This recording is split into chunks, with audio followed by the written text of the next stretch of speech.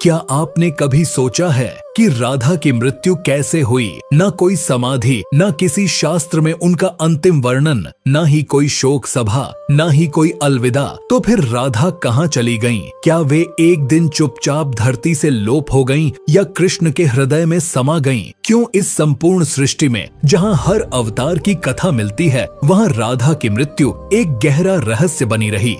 क्या यह कोई संयोग है या कोई दिव्य योजना? यह सिर्फ एक प्रेम कहानी नहीं है, यह ब्रह्मांड के सबसे शक्तिशाली आध्यात्मिक मिलन का रहस्य है, जहां आत्मा और परमात्मा एक हो गए, बिना किसी शोर, बिना किसी वियोग की आहट के। और आज हम आपको उस रहस्य से मिलवाने जा रहे हैं, जिसे जानने के बाद शायद आप प्रेम, आत्मा और ईश्वर तीनों को एक नई दृष्टि से देख पाएंगे।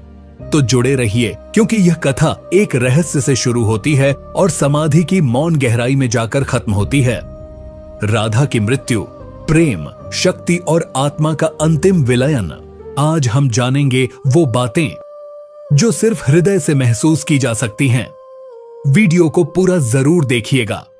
दोस्तों, कहते हैं कि राधा का जन्म ही अनोखा था। वह आत्मा के तट से उतरी हुई स्वर्गलोक से इस वचन के साथ आई थी कि जब तक श्री कृष्ण की दृष्टि उन पर स्थिर न हो, वे संपूर्ण जगत को नहीं देखेंगी।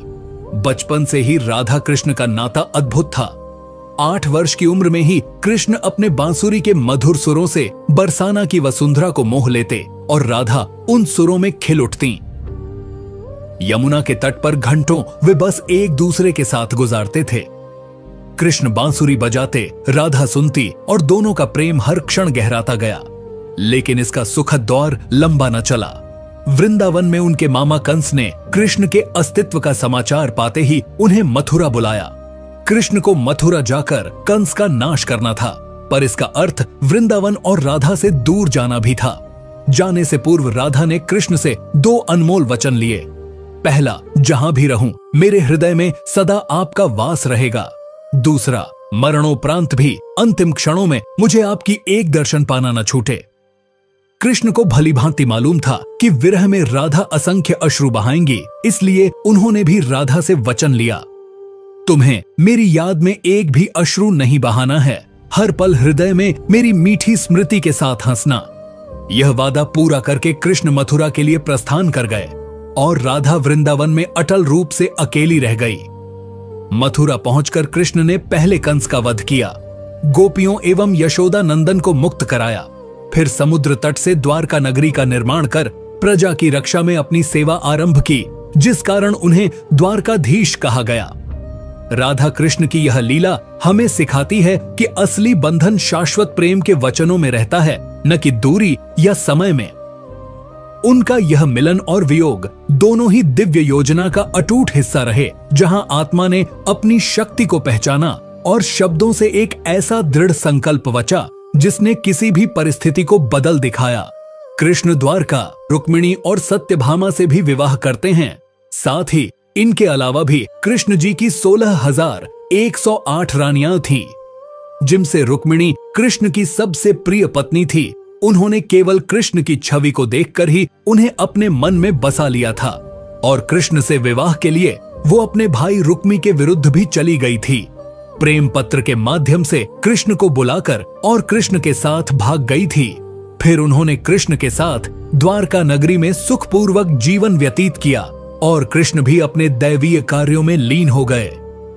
बहुत अच्छे प्रेम का माध्यम मानते हैं, पर राधा और कृष्ण तो एक ऐसी मिसाल है जिन्होंने तो कभी विवाह ही नहीं किया, केवल अपने मन और हृदय से एक दूसरे को प्रेम किया और उसी सच्चे प्रेम से एक दूसरे से हमेशा बंधे रहे। दोस्तों, राधा और कृष्ण के प्रेम की बहुत सी अलग अलग कथाएं हैं और उनमें से एक प्रचलित कहानी यह है कि श्री कृष्ण कभी कभी सोते ही राधे राधे बोलते थे, जो श्री कृष्ण की रानियां को अच्छा नहीं लगता था।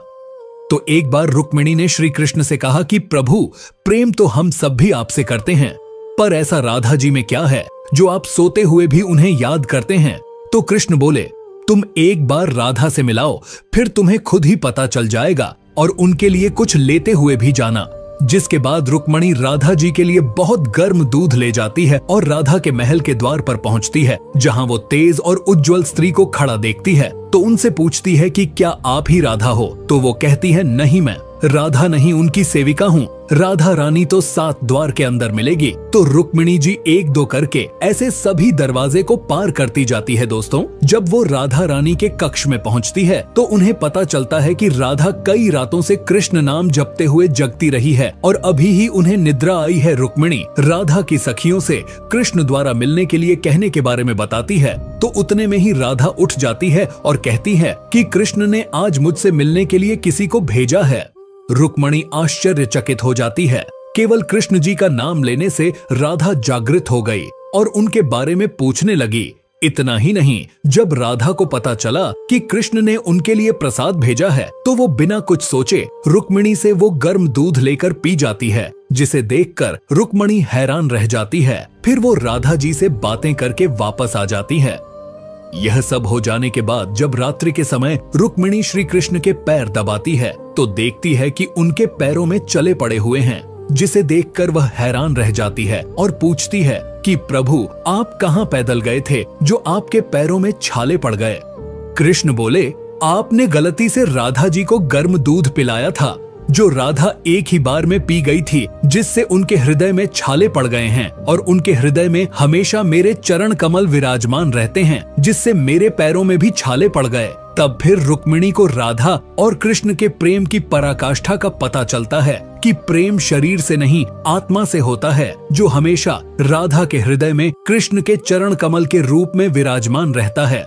एक कथा में आता है कि ब्रह्मा जी ने पृथ्वी लोक आकर वृंदावन में पहले राधा और कृष्ण का विवाह करवाया था, पर इसके बारे में ज्यादा जानकारी नहीं है। राधा भी वृंदावन में कृष्ण की भक्ति के साथ अपना जीवन व्यतीत करने लगती है और कहा जाता है कि यादव पुत्र अभिमन्यु से उनका विवाह भी हो जाता है, पर अभिमन्यु को महर्षि दधीचि का श्राप था कि अगर वो राधा को छुएगा तो भस्म हो जाएगा। इस प्रकार राधा विवाह के पक्ष भी कृष्ण के प्रेम से स्वतंत्रता पूर्वक जुड़ी रहती है। बहुत वर्षों बाद जब राधा अपना वैवाहिक जीवन बहुत अच्छे से निभा लेती है, वो समस्त जिम्मेदारियां से मुक्त हो जाती है, तो फिर वो कृष्ण के पास द्वारका आती है, द्वारका पहुंचने के पक्ष। राधा और कृष्ण आपस में मौन रहते हुए मन की अभिव्यक्तियों से घंटों एक दूसरे से बातें करते रहे। कृष्ण के अलावा द्वारका में राधा को कोई पहचान भी नहीं पाया। फिर राधा कृष्ण के महल में निवास करने लगी और कृष्ण ने भी उन्हें महल में देविका के रूप में नियुक्त किया, जिससे राधा महल में काम करने के साथ साथ समय मिलने पर कृष्ण की भक्ति और उनसे प्रेम पूर्वक बातें कर सकती थी। परंतु कृष्ण तो अब अपने राज्यपाठ अन्य कार्यों में व्यस्त रहते थे। दूसरी ओर राधा अपने पुराने कृष्ण को ही याद करती थी, तो कृष्ण का पुराने दिनों जैसा साथ न पाकर राधा का मन और अधिक व्याकुल रहने लगा और उन्हें डर सताने लगा कि कृष्ण की जो मनोहर छवि उनके हृदय में है वो कहीं धूमिल न हो जाए। इसी डर से राधा ने चुपचाप राजभवन और द्वारका नगरी भी छोड़ दी। जिसके बाद ऐसे ही कुछ समय और बिताने के बाद जब राधा का अंतिम समय पास आने लगा, तब उन्होंने कृष्ण का स्मरण कर उन्हें अपने वचन की याद दिलाई। राधा के स्मरण करते ही कृष्ण वहां दौड़े दौड़े चले आए, परंतु राधा की अत्यंत दयनीय स्थिति देखकर वह अत्यधिक भावुक हो गए और उन्होंने राधा से अंतिम समय में कुछ मांगने को कहा, जिस पर राधा ने उनके सामने एक ही इच्छा प्रकट की थी कि वो अपने जीवन के अंतिम क्षणों में कृष्ण का वही रूप देखना चाहती है जैसा वो वृंदावन में देखा करती थी, तो उन्हें वहीं बांसुरी की मीठी धुन बजाते हुए सुनना चाहती है। दोस्तों, राधा का बस इतना कहते ही कृष्ण ने अपनी बांसुरी उठाई और वही मीठी धुन बजाने लगे और बांसुरी बजाते हुए कृष्ण और उनकी धुन सुनती राधा दोनों के ही आंखों से प्रेम के आंसू की धारा बह रही थी। इतना ही नहीं, बांसुरी की मीठी धुन सुनते सुनते ही माता राधा ने उनके सामने प्राण त्याग दिए, जिसके बाद उनकी मृत्यु से कृष्ण इतने विचलित हो गए कि उन्होंने अपनी प्रिया बांसुरी को वहीं तोड़कर फेंक दिया था। तो ऐसे राधा की मृत्यु के साथ ही कृष्ण ने बांसुरी से भी हमेशा के लिए मुख मोड़ लिया, क्योंकि बांसुरी और राधा का एक अद्भुत रिश्ता था। इसलिए राधा की मृत्यु के बाद कृष्ण ने अपने शेष जीवन में बांसुरी तो क्या किसी अन्य वाद्य यंत्र को हाथ भी नहीं लगाया। दोस्तों, जब भी राधा और कृष्ण की बात होती है तो केवल एक प्रेम कहानी नहीं सुनाई जाती, एक ऐसा दिव्य मिलन अनुभव कराया जाता है जिसे शब्दों में बांधना कठिन है। कहा भी गया है, एक प्राण दो देही, राधा संग स्नेही। यानी राधा और कृष्ण भले ही दो शरीरों में प्रकट हुए, लेकिन उनकी आत्मा सदैव एक रही। उनका प्रेम ऐसा था जो न तो विवाह का मोहताज था, न ही किसी सामाजिक बंधन का। यह प्रेम सांसारिक सीमाओं से परे था, शुद्ध, निष्कलंक और पूर्ण। राधा का प्रेम कृष्ण की बांसुरी बन गया और कृष्ण का नाम राधा की धड़कनों में समा गया।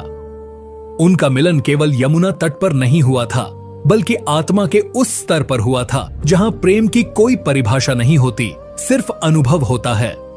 और यही प्रेम आज भी हर भक्त के हृदय में जीवित है, कभी भक्ति बनकर, कभी विरह बनकर, तो कभी उस मौन आंसू के रूप में जो राधा ने कृष्ण के जाने के बाद भी नहीं बहाया। तो दोस्तों, आज का यह वीडियो अगर आपके हृदय को छू गया हो, अगर आपने उस दिव्य प्रेम की झलक अपने भीतर महसूस की हो, तो कमेंट करके हमें जरूर बताएं कि राधा और कृष्ण की इस अमर कथा का कौन सा पल आपके मन को सबसे ज्यादा स्पर्श कर गया। और हाँ, ऐसी ही गूढ़, रहस्यमयी और आत्मा को छूने वाली कहानियों के लिए हमारे चैनल रहस्यमयी कथाएं को अभी सब्सक्राइब करें, क्योंकि अगले वीडियो में हम एक और अलौकिक रहस्य से पर्दा उठाने वाले हैं। आपका साथ हमारी प्रेरणा है। धन्यवाद, और हम फिर मिलेंगे एक नए रहस्य, एक नई यात्रा के साथ। जय श्री राधे कृष्ण।